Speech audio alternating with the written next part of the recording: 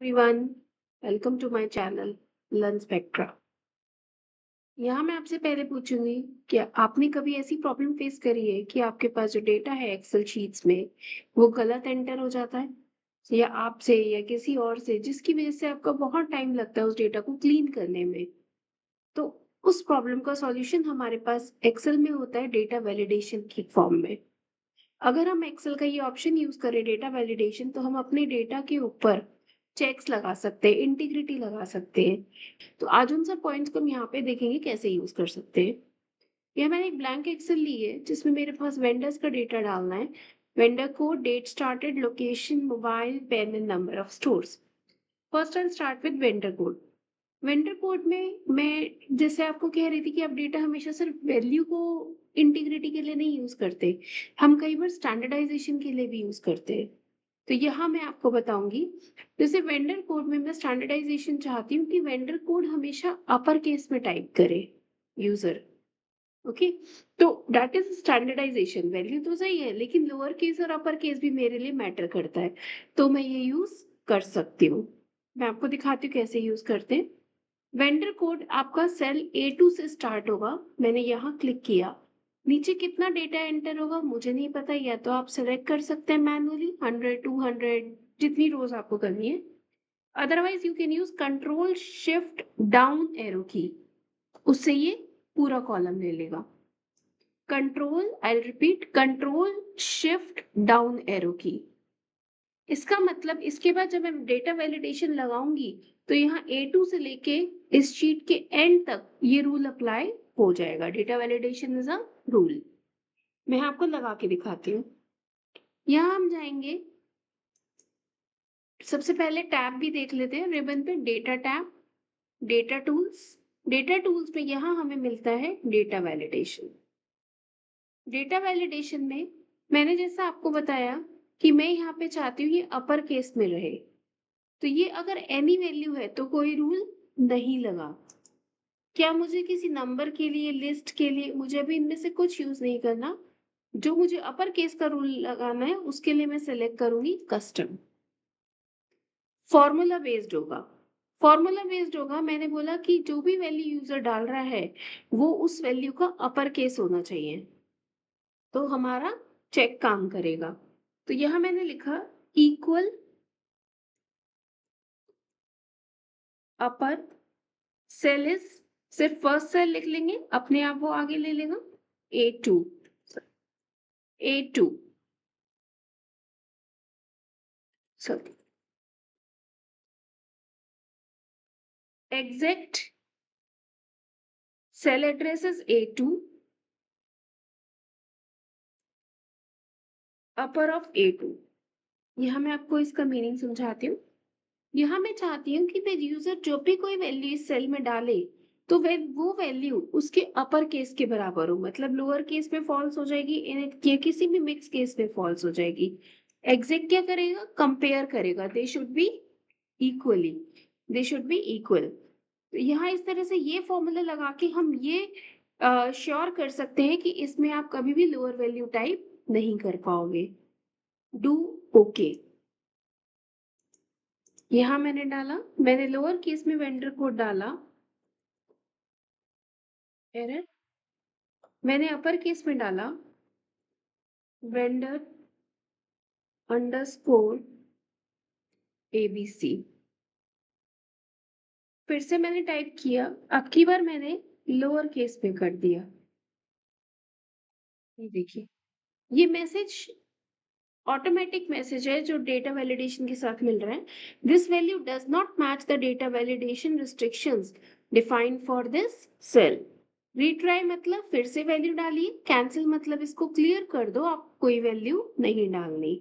मैं भी यहाँ के कैंसिल करके दिखाती हूँ, क्लियर। तो इस तरह से हमने यहाँ पे जो वैलिडेशन लगाया है अपर केस का, ये हमने वैल्यू नहीं चेक करी, हमने सिर्फ एक डेटा का स्टैंडर्ड मेंटेन किया है कि डेटा हमारा अपर केस में होना चाहिए। नेक्स्ट एग्जांपल देखते हैं, डेट स्टार्टेड। ये वेंडर को आपने कब स्टार्ट किया, तो एक मैं रिस्ट्रिक्शन चाहती हूँ, डेट स्टार्टेड हमेशा या तो प्रेजेंट की होगी, आज की डेट होगी, या पास्ट की होगी। तो वो फ्यूचर की डेट ना डाल दे गलती से। तो उस केस में हमें यहाँ पे कस्टम वैलिडेशन लगाएंगे कि इस सेल में जो भी डेट्स जाएंगी they should be less than equal to today's date. तो आज हमारे को आज की डेट के लिए चेक करेगा, कल की डेट के लिए करेगा, इस तरह से काम करेगा। मैं यहाँ करती हूँ फिर से select, control shift down arrow की। आप डायरेक्ट B2 पर यहां से भी जा सकते हैं, यहाँ टाइप करेंगे, अदरवाइज फिर से सेलेक्ट कर सकते हैं। यहाँ मैंने डेटा वैलिडेशन लगाने के लिए फिर से किया, data validation custom, sorry it is not custom, it is date. ये डेट वैल्यू है, डिफाइंड वैल्यू है, क्योंकि हम स्टैंडर्ड नहीं मेंटेन कर रहे, हम वैल्यू को मेंटेन कर रहे हैं। हमने जो अपर कस्टम लगाया था वो स्टैंडर्ड को मेंटेन कर रहा था। यहाँ मैंने लिखा date should always be less than और equal to which date, today. मैंने जैसे ही फंक्शन लगाया तो ये डेली अलग अलग डेट्स के लिए काम करेगा और हमेशा करंट डेट या उससे कम डेट को एक्सेप्ट करेगा। Do okay. अब अगर मैं यहाँ डालती हूँ, मैंने डेट डाली suppose January 2nd 2023, it is accepting. Future की डेट डाली मैंने 15th December 2030, एरर। तो इस तरह से हम कर सकते हैं। यहाँ अगर मैं सिर्फ ईयर चेंज कर दूं, 30 को मैं कर दूं 2020, ये चल जाएगा। तो यहाँ पे मैंने जो डेटा वैलिडेशन लगाया है वो इसलिए लगाया है कि मेरी डेट्स या तो करंट डेट हो या पास्ट डेट हो, फ्यूचर डेट ना ले। तो यहाँ हमने वैल्यू को मेंटेन किया है। नेक्स्ट एग्जाम्पल लेते हैं, लोकेशन। लोकेशन में मैं चाहती हूँ कि मेरे पास कुछ फिक्स लोकेशंस हैं जहां से हम लेते हैं वेंडर्स को। मैं उसके लिए ड्रॉप डाउन बनाना चाहती हूँ, टाइप भी ना करना पड़े और एग्जैक्ट नेम आ जाए। That is also possible with data validation. मैं यहाँ फिर से वैल्यू सेलेक्ट करती हूँ, मैंने सेल्स को सेलेक्ट किया, फिर से किया data validation. Drop down list बनाने के लिए हमारे पास ऑप्शन होता है लिस्ट का। यहाँ आप अपनी लिस्ट टाइप कर सकते हो, आपको क्या चाहिए। तो यहाँ मैंने लिखा सपोज मैंने कुछ जैसे मैंने आपको बताया कि मेरे को कुछ पर्टिकुलर लोकेशंस ही चाहिए, तो मैं कुछ स्टेट्स के नाम लिखूंगी और उन्हीं स्टेट्स को हम एज अ लोकेशन यूज करना चाहते हैं। उसके लिए मैंने लिखा, यहाँ पे मैं लिखती हूँ, यहाँ मुझे चाहिए दिल्ली,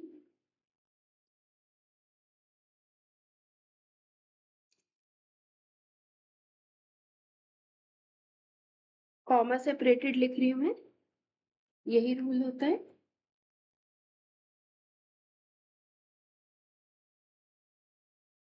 जयपुर,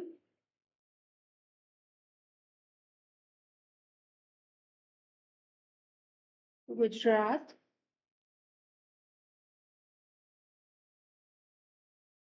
यूपी,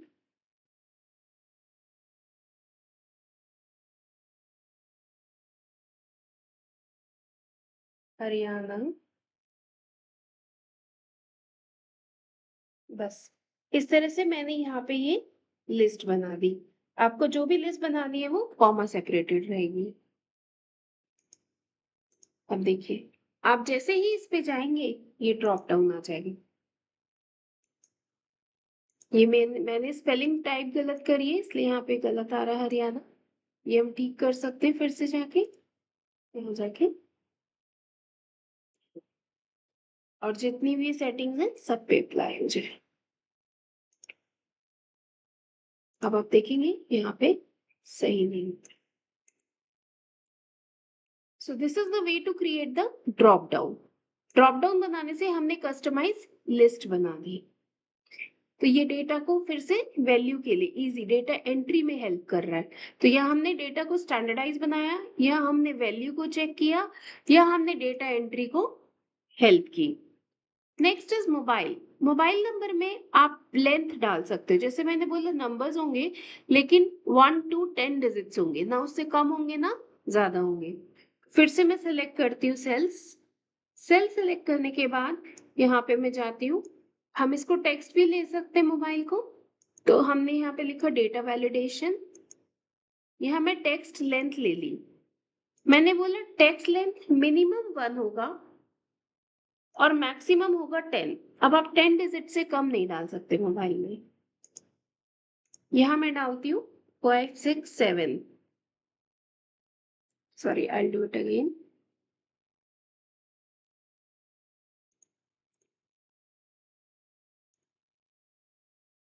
अच्छा sorry, I allowed between 1 and 10।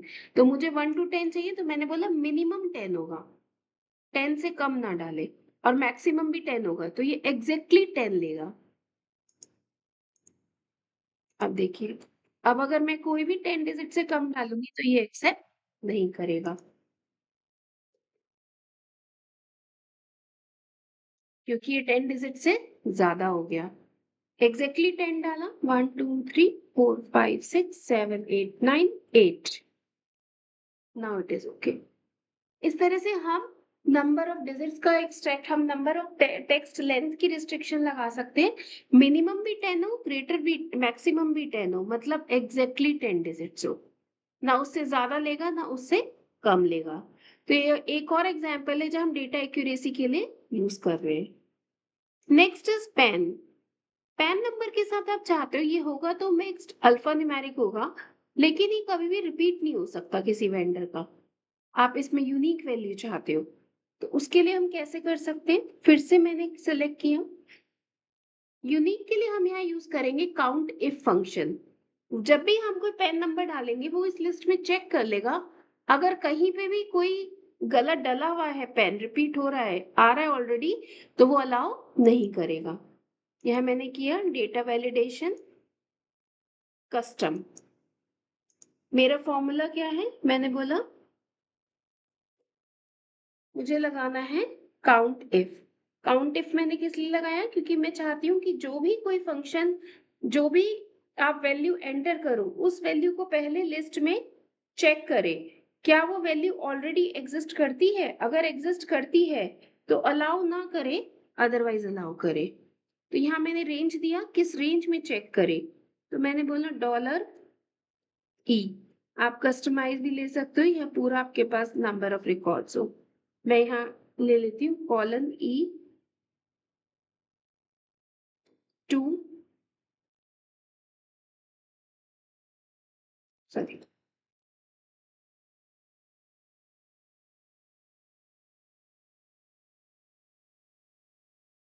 Suppose मैंने 1000 ले लिया। ये क्या करेगा? E2 फर्स्ट वैल्यू को चेक करेगा। ये काउंट इफ क्या होना चाहिए हमेशा? It should be equal to 0। तो हमने यहाँ पे क्या किया? हमने डेटा वैलिडेशन को यूज किया कि कभी भी ये रिपीटेड वैल्यूज को अलाउ नहीं करेगा। तो इस तरह से आप इसमें डेटा इंटीग्रिटी लगा पाओगे। फिर से यहाँ मैं करती हूँ डू ओके। यहाँ मैंने लिखा PAN number AS67। Sorry, it should be, मैं बताती हूँ क्या मिस्टेक है। Let me select this again, go to data validation, इसको हम 1 कर देते हैं, एक ही बार आएगा। 0 का मतलब एक बार भी नहीं आ रहा है।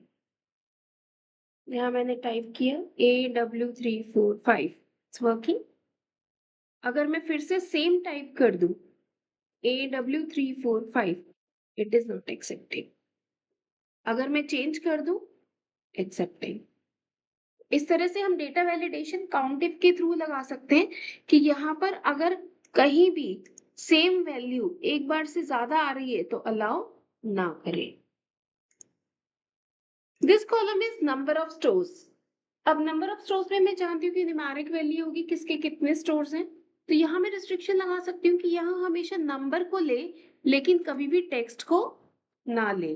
तो उसके लिए हम कैसे डेटा वैलिडेशन लगाएंगे?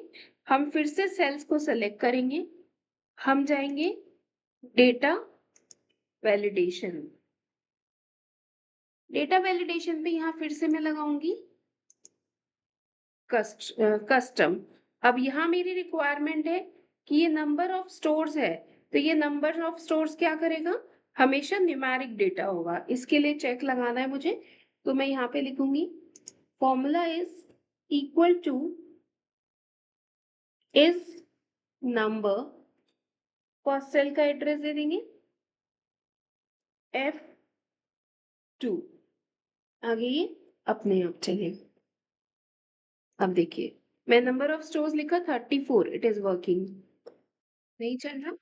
अल्फा न्यूमेरिक दूँगी, तो भी नहीं चलेगा। न्यूमेरिक दूँगी, तो चलेगा। तो यहाँ हमने डेटा वैलिडेशन को इस तरह से न्यूमेरिक वैल्यूज़ के लिए अलाउ किया। तो यहाँ आपने देखा मैंने एक टूल डिस्कस किया डेटा वैलिडेशन, जिससे आपको क्या मिलेगा? आपका डेटा क्लीन सेव होगा, आपका टाइम सेव होगा, उसको क्लीन करने के लिए वो स्टेप्स कम हो जाएँगे और बहुत टाइम और फास्ट भी होगा। डेटा एंट्री फास्ट होगी अगर आप जैसे यहाँ ड्रॉप डाउन्स बना रहे हैं, तो आपको बार-बार लोकेशन टाइप नहीं करना पड़ रहा। तो इस तरह से आपका डेटा एंट्री भी फास्ट हो सकती है। तो यहाँ हमने डेटा वैलिडेशन को यूज़ किया डेटा स्टैंडर्डाइज़ेशन के लिए, डेटा वैल्यूज़ के लिए, डेटा एंट्री को फास्ट करने के लिए, इस तरह की चीज़ों के लिए। आप भी इसको अपने नेक्स्ट प्रोजेक्ट में ज़रूर यूज़ करके देखिएगा और मुझे बताइएगा, फिर मैं इसके आगे एडवांस ऑप्शंस भी आपको बताऊँगी। Thank you for watching.